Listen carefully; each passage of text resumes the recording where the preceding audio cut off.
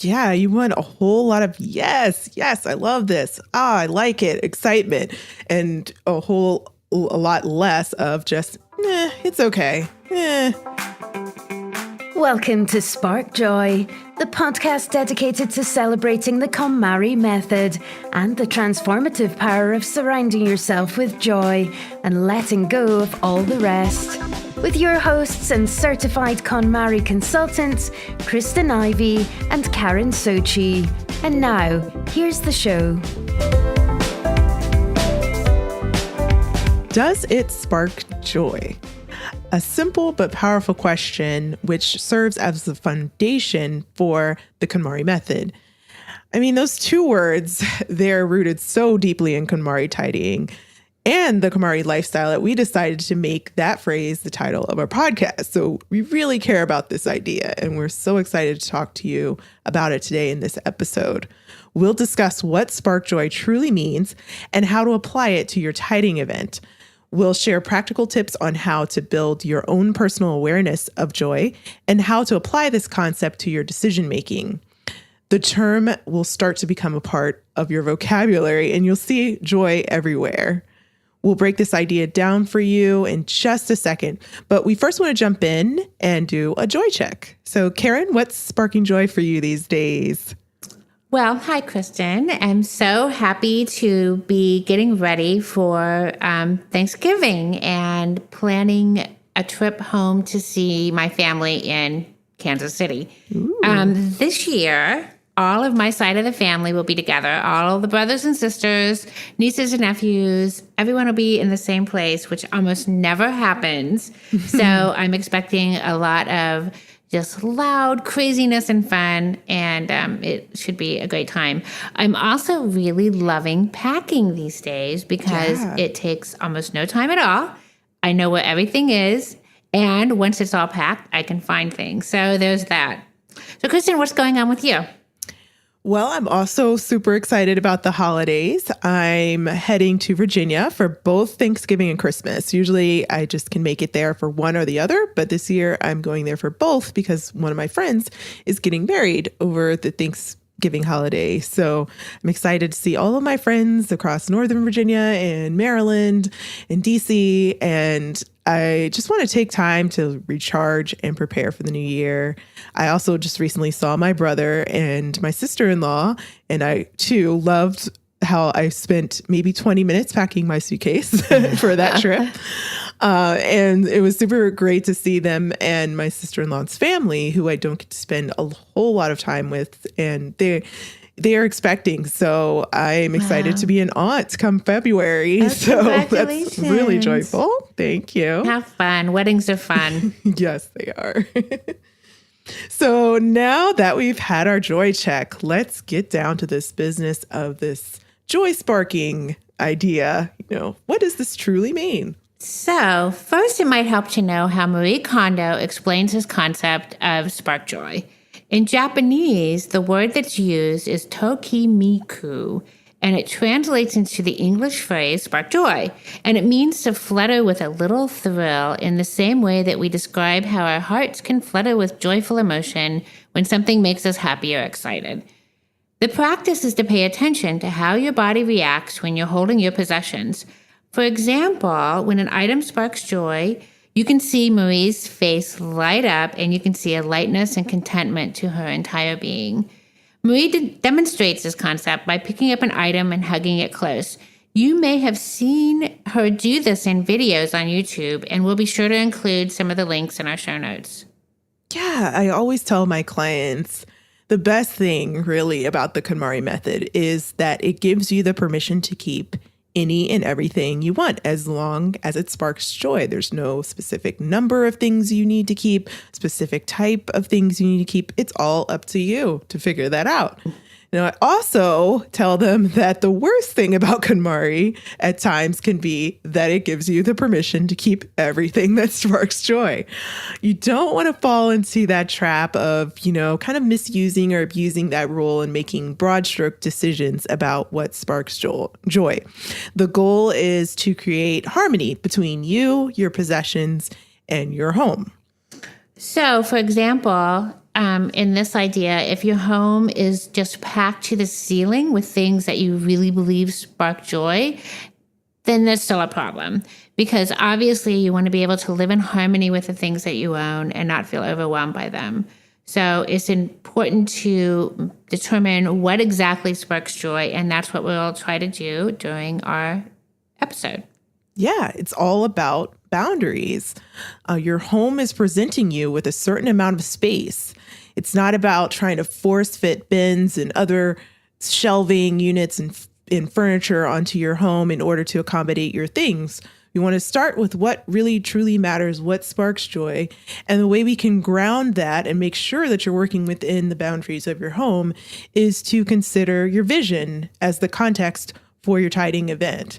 So if you're struggling with coming up with a vision for your ideal lifestyle and living environment, we suggest that you head on over to episode 5 of Spark Joy. We took a deep dive into how to create your vision, so that would be a great refresher for you.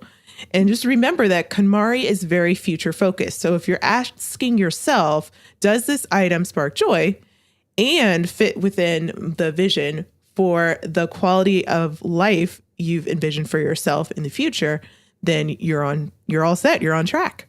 So again, we always come back to this idea of vision. It's so important in KonMari and just kind of the touchstone that we always return to. And so let me tell you about an example for me regarding my vision for the future. And that includes getting better at yoga. I know that it's really important to me that as part of my yoga practice, I have what I consider to be cute yoga clothes that fit well and that are very functional.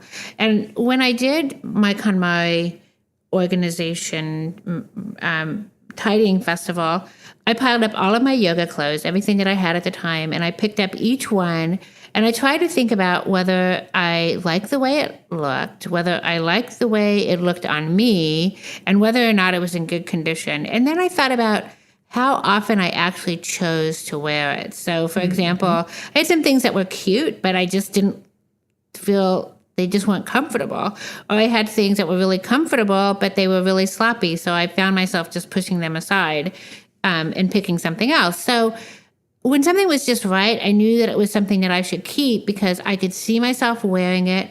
I knew that I would wear it and that it would help me enjoy my yoga classes. So on the other hand, when I picked up something that was like a little worn or sloppy, I tried to think about whether or not it really supported my vision for the future. And so kind of making that decision-making process, going back and forth and thinking about all aspects of the item really helped me to know what to keep and what to let go of. And I think more importantly for the long term, it really helped me in my shopping for the future, because I recognize that this was an area that I really felt good about investing money into. In other words, buying some things, putting the money into buying some cute things that I really liked, because this was an area that was important to my vision. And I then started avoiding my previous practice of sometimes just buying the cheapest things because it's just yoga clothes. And instead focusing on buying some things that I really loved. Yeah, I love that. I also have put fitness first lately, and I've had to really examine my workout clothes once again. And everything sparked joy, but the numbers were off, I found. And that didn't spark joy. So in my vision, I only like doing laundry once a week. That's it, on the same day. So usually on a Sunday or a Saturday. So what was happening was I only had 4 yoga pants, and they were high quality. I loved everything about them, but there was only 4 pants, and I was working out 6 days a week. So I found myself having to do additional loads of laundry, and that did not spark joy. So I realize now on my mindful shopping list that I need to purchase a couple more yoga pants, and I know exactly the brand I want, exactly what I need. But yeah, the numbers just weren't matching up. I had enough socks, enough shirts, enough sports bras, but not enough yoga pants. So yeah, I feel you on that. Yeah, that's actually very funny, because now that you mention that, I think in terms of what I have 7 of, one for each day. And I think it's a lot of things because I'm the same way. I try to do laundry once a week. And so having 7 items of things that I wear every day is kind of the right number. Right. And it's so funny because I hadn't really thought of that until you mentioned that. Yeah. It was really annoying me recently, and I figured it out, though. I figured out what the problem was. So now I can just move forward with the solution. But Yep. yeah. So I can share the example that I have, which is actually around the vision of my ideal living environment. That's something else to consider when you're thinking about your vision. It's kind of twofold, where it's the vision for your life and also the vision for your space. So when I was moving from Virginia to Chicago, I was staying within my apartment living. I don't think besides when I lived with my parents, I've always lived in like 850 square feet or less. So I'm used to living in smaller spaces. And I had a very clear vision of what I wanted my space to look like. It was very easy for me to come up with that, of course, because I spent 4 years of my life studying interior design. So came naturally to me. But so I wanted to make it super specific. So I decided that I wanted my space to feel really grown up, chic, but extremely comfortable and eclectic as well in the design theme. I wanted the space to be dotted and highlighted by sentimental items that represented my family's legacy. So only like the most important things and items that represented major milestones in my life. And I wanted someone to walk in who's like a complete stranger and just enter my home and get who I am immediately and just understand what I'm all about. And I want it to be a semi-blank canvas in terms of, having counters clean, not like a stark environment. Like I said, I wanted it to be inviting and have warm colors and a lot of interest. But I wanted like the surfaces to be clear for activities and open for gatherings. So almost like the people are the accessories of the space rather than the accessories overwhelming someone coming into the space. So I was very clear on this vision, and everything I selected moving forward had to fit in that framework. And I can give you an example. So my great grandmother, she, even in her 90s, was making ceramic pottery. Wow. And I have one of her pieces that was my absolute favorite that I always used to comment on. And when she passed, my aunts passed that piece down to me. So that piece is the centerpiece of my dining room table. But even the container in my bathroom that holds my toilet paper was something that I bought with a lot of intention. I wanted a specific style, a specific shape. It had to fit in a specific space. And even that small little item sparks joy, so. It's so good. Yeah. So there just was a wide range, but really the key was I just needed to fit into this vision of my space, not only what items need to be there, but the overall feeling I wanted in the space. Well, I love the way that you said all of the items in your home have been chosen so thoughtfully. I love this idea that things in your home have a story. Yes. And that has also been really important to me. I mean, I think it's great to go and just buy beautiful things and create kind of a designed environment. But I also really love this idea that, whatever you have in your home, whatever you choose to surround yourself with actually is thoughtful and meaningful. So I really do love that. Yeah. So as a review, to recap what we were just discussing, this whole idea of how to decide how things fit into your future vision for yourself, does it move you closer to your future goals? Does this item fit into the future vision of your best life? Or is it just merely okay? Yeah, you want a whole lot of yes, I love this. I like it, excitement, and a lot less of just, it's okay.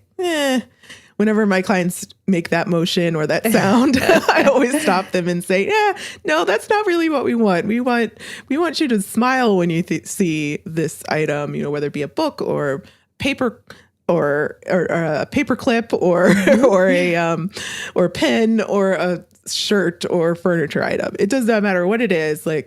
Even the little things, we want maximum impact of joy. So the expression on the face tells it all. Exactly. So it's important to remember, if everything is important to you, or if everything that crosses your path sparks joy, then nothing is truly important. So it's important that we want those joyful items and those priority joy items to really shine. So it's important to keep that joy bar very high.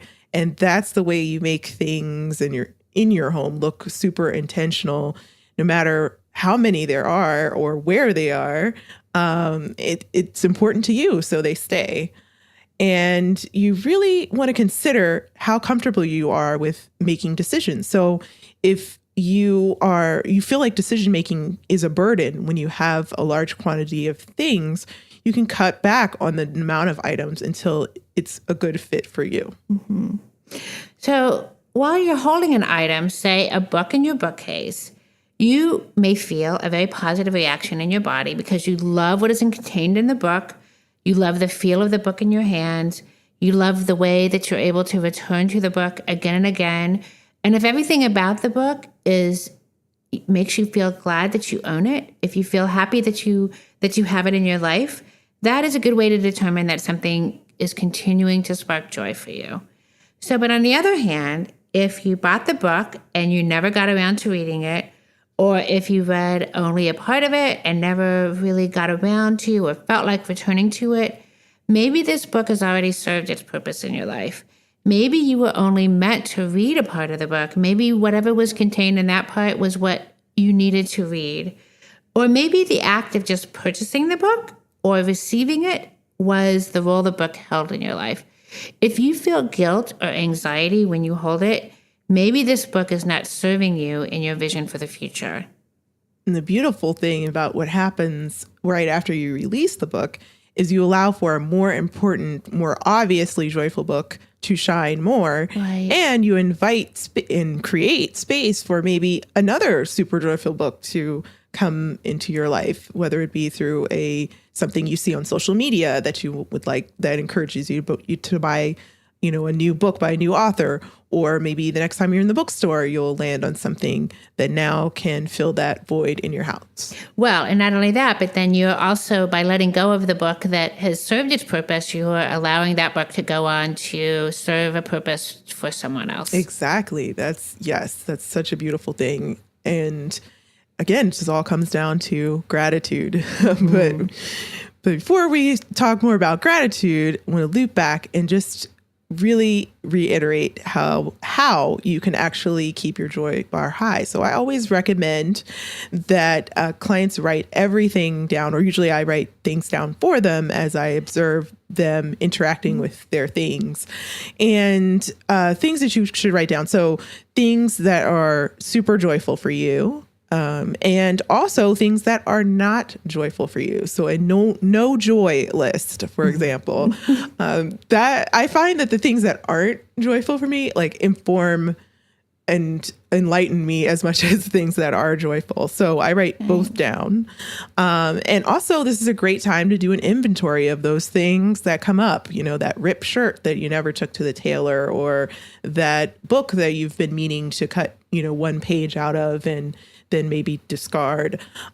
So it's great to keep a mindful shopping list and also a project list as you're working through your categories. So that gives you a great base to, one, maybe declutter the number of things you need to take care of after your tidying's complete. Or, whenever you run to the store, you'll now be guided to bring things into your home that, really truly matter and things that you really truly need.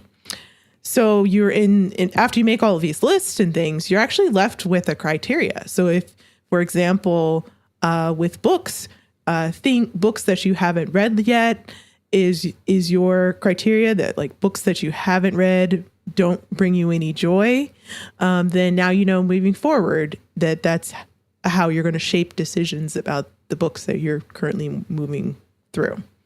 I think every single client that I've worked with has told me at some point, usually spontaneously, that their entire relationship with shopping has changed. And just exactly what you were saying, their concept of what they want to bring into their lives and the number of things that they want to bring into their lives just drastically changes.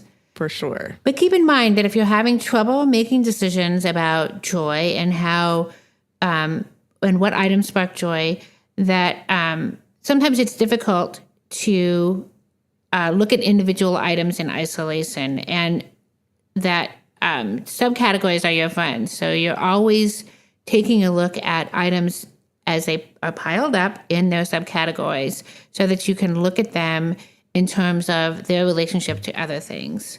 So you also want to try touching, hugging, and looking closely at items about which you are not certain. And that goes back again to some of the things that Marie Kondo actually demonstrates in some of her videos.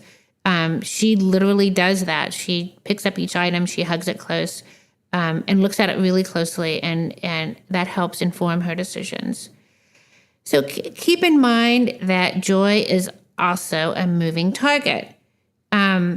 Sometimes during the process or after the process, you find that something that sparked joy at one time no longer does because you've either outgrown that style, your body has changed, as they all do with time, or the way that you spend your time has changed. Things wear out, they get used up, or they get misplaced, or you have new needs and new interests. Things in your life change. Major life transitions occur. You may have gone through a big move, have a new baby, or have kids that have gone away to school. And just many things in our homes come and go. That's just the nature of life. Things are transitory. Yeah, if you think about the passage of time and your evolution as a person, this process can help you understand whether something is part of your future or maybe it's just hanging out, from the past in the form of clutter. And so Marie states very well that when we really delve into the reasons for why we can't let something go, there are only two: an attachment to the past or a fear of the future. So the wonderful thing about being self-aware and having the KonMari tool and approach, it never leaves you. It's in your back pocket. Mm-hmm. So if you ever have a change in your life or your situation or ultimately your vision, you can be confident in the fact that you know how to handle that now because you have that tool and you're able to make the right decisions and be super appreciative of your ability to seek joy. Yeah, keep in mind that we call it the KonMari practice for a reason, because it's really about a practice, and especially as you begin the process, it's really about building your decision-making muscle. And very few of us are really in touch with the things that spark joy when we begin this journey, and that's why everything is laid out the way it is, and that's why there's a real that's why the categories are the way they are. That's why the vision is so important in the beginning, and it all just kind of works together, although sometimes it may seem, it doesn't make sense sometimes the way that KonMari functions until you actually do it, and then you see that you've really begun to grow as a person, and your awareness and your comfort level with your own being has just really grown. Yeah. But that brings up another whole, the counterpoint to this whole spark joy thing. What if something doesn't necessarily spark joy, but you need it for a practical reason? And this can apply to a whole lot of things in our lives. And Marie Kondo talks about this idea that objects like having a job to do. They like having a purpose. And what you can do when you're thinking about these items that are more practical, you can consider the job that it's meant to do. Does this item perform its job well? So, for example, let's talk about a kitchen knife. Do you enjoy using this knife? Does it do a good job cutting? Is it a bread knife and it cuts bread perfectly well? Or is it past its prime? Is it getting old and rusty and not sharpening up the way it used to? And is this item essentially ready to retire? Or do you have another item that performs this job better, that sparks more joy for you? For example, I had, for a long time, probably 5 or 6 different pairs of scissors, and they all performed about the same way. Why did I have that many scissors? Who knows? But, that was definitely something to look at when I was thinking about which one of these items is the one that performs its job better, and could I let the rest of these go?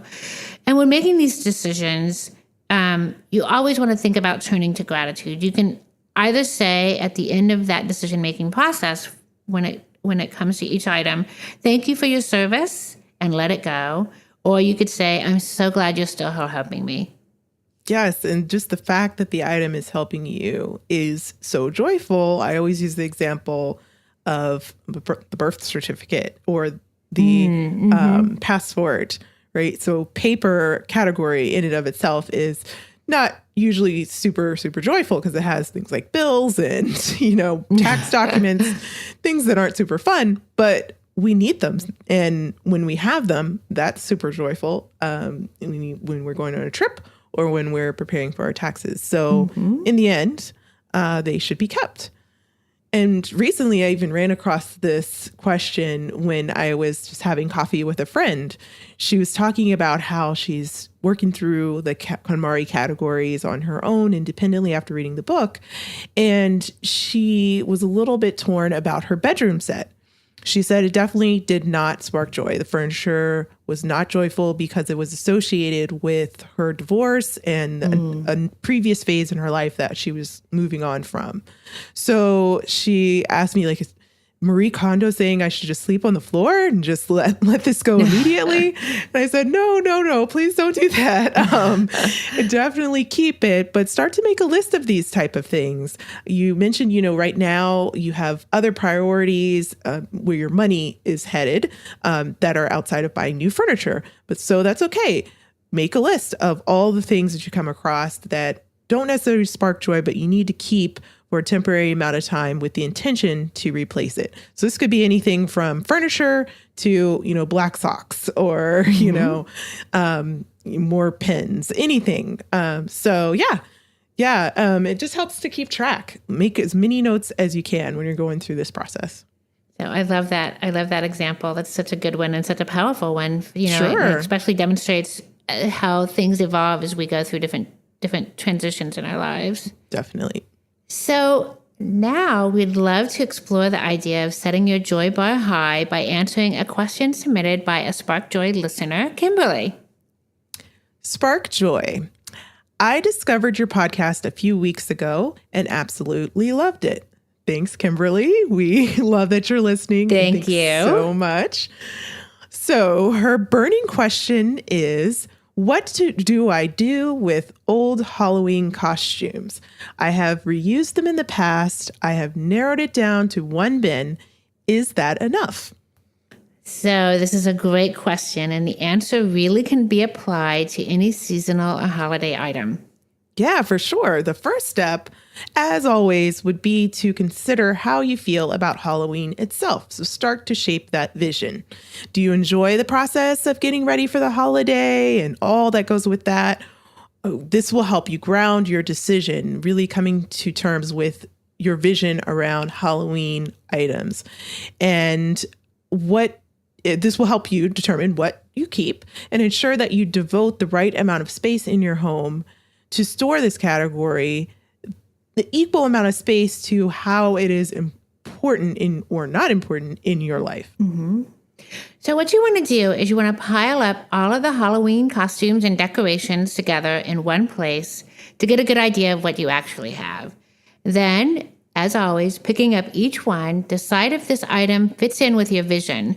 So post-holiday is really a good time to do this because you will have been freshly reminded of how you felt when you were using each item in your home. Yeah, when it comes to costumes specifically, think about if you see yourself using these particular costumes or parts of the costumes for future Halloween. So try to avoid thinking in terms of whether you should use it because it's expensive or you only used it once, so you feel like you should keep it around. If you love it, you love it. So you don't wait, for next Halloween to roll around to make the decision. Make the decision now. And if it's yes, then by all means keep. And actually, I love when my clients consider ways to reuse their Halloween costumes. Mm-hmm. So examples of that would be to maybe move a princess dress, into maybe the year-round costume section in your child's room, or take a piece of a costume and integrate it into your wardrobe. Great. So there's always opportunities to repurpose, but ultimately you just want to make the decision now if it sparks joy and it fits into your vision of what Halloween means to you. And you mentioned in your question, I want to point this out, that you asked if one bin is enough. So as you've probably noticed here at Spark Joy, we don't go really deeply into how many items you should have in any different category, because that's actually not it's not important when it comes to KonMari. It's actually irrelevant when it comes to KonMari, because again, this process gives you the permission to keep as many things as you like. It's not about another person, or a co-host or telling you how many of one particular item to keep. So you have the opportunity to determine what's enough based on the significance of this holiday in your life. So, for example, I have a client who loves Halloween. She has a great big house and she has a great big basement space that is perfect for haunted houses. So every year she has a haunted house for her community. Her kids get involved, her neighbors get involved, and it's a big deal. So when we came across this category, she ended up keeping what other people might think as a lot of Halloween costumes. But it was clear to her that it was important in her vision to hold on to things. So for example, she had one bin just for skulls, but we made it work. We came up with a number that she was comfortable with, and we moved those items actually to the attic because the space where they were being stored was where she wanted to put a future in-home gym. So yeah, it's just one big puzzle, and you just move things around until they make sense. And so keep in mind what we're saying basically is that the amount of space you devote to this or any category really circles back around to whether the future value of this item fits in with the amount of storage you're devoting to it.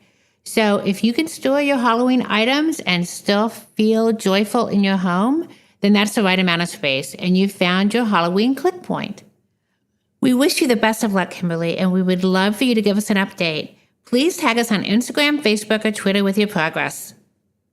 So as a recap, use this opportunity of tidying to determine what joy means to you and learn about yourself through the process. Shape your personal criteria that's associated with what crosses the threshold of your home moving forward. And remember to keep your joy bar high. Yes, if it makes you happy, then the right choice is to keep it confidently, regardless of what anyone says. That's one of my very favorite Marie Kondo quotes. For sure. So now we want to hear from you. Tell us your burning tidying questions or share stories about how KonMari has impacted your life. You can find us at sparkjoypodcast.com and click Ask Spark Joy to leave us a question or comment for a chance to be featured on next week's show. You can also join the discussion on Facebook, Instagram, or Twitter at the handle @SparkJoyPodcast. Thanks for tuning in, and we hope your day sparks joy.